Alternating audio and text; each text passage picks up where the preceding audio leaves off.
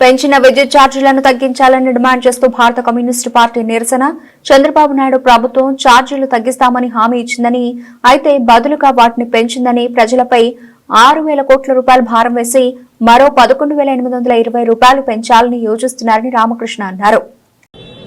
ఇవాళ పెంచిన కరెంట్ ఛార్జీలు తగ్గించాలని డిమాండ్ చేస్తూ వామపక్ష పార్టీల ఆధ్వర్యంలో అసెంబ్లీ సమావేశాలు జరుగుతున్న సందర్భంగా ఇక్కడ నిరసన కార్యక్రమాన్ని చేపట్టడం జరిగింది.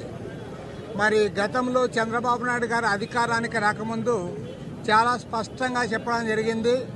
వారు అధికారం లేకొస్తే రాష్ట్రంలో కరెంట్ ఛార్జీలు పెంచబోమని, పైగా వీలైతే తగ్గిస్తామని చెప్పి కూడా చాలా క్లియర్గా ఆయన చెప్పడం జరిగింది. కానీ ఇవాళ ఇప్పటికే 6,072 కోట్ల రూపాయల భారాన్ని ప్రజలపై, విద్యుత్ వినియోగదారులపైన మోపారు. రేపు డిసెంబర్ నెల నుండి వసూలు చేయబోతా ఉన్నారు.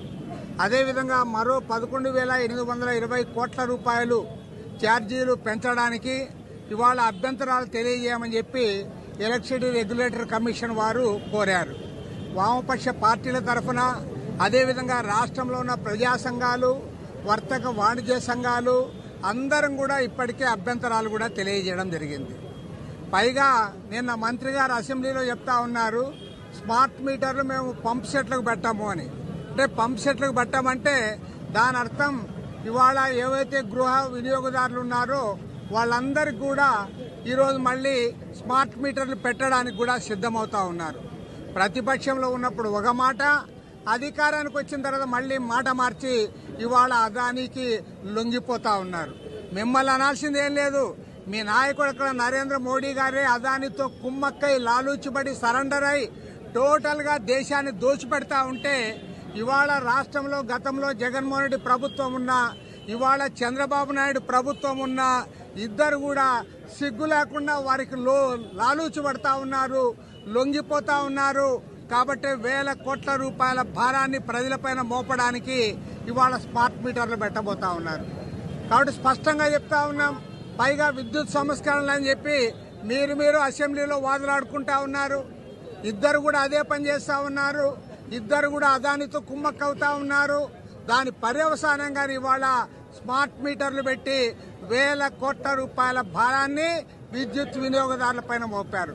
పైగా ఇవాళ తెలుగుదేశం పార్టీ చెప్తున్నదేమంటే ఇదంతా జగన్మోహన్ రెడ్డి గారి పాపము, 2022-23 ఆ సందర్భంలో వచ్చాయి కాబట్టి వాళ్ళ మీరు శాపమే ఇది అంటున్నారు.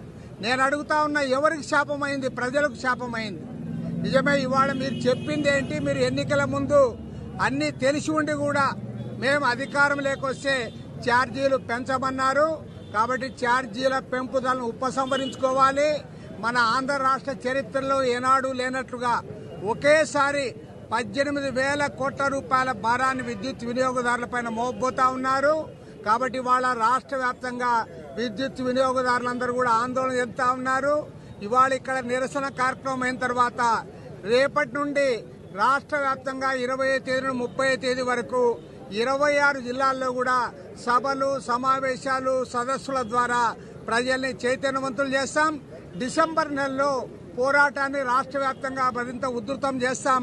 పెంచిన కరెంటు ఛార్జీలు తగ్గించేంత వరకు కూడా మా పోరాటాన్ని కొనసాగిస్తామని ప్రభుత్వాన్ని హెచ్చరిస్తా ఉన్నాం.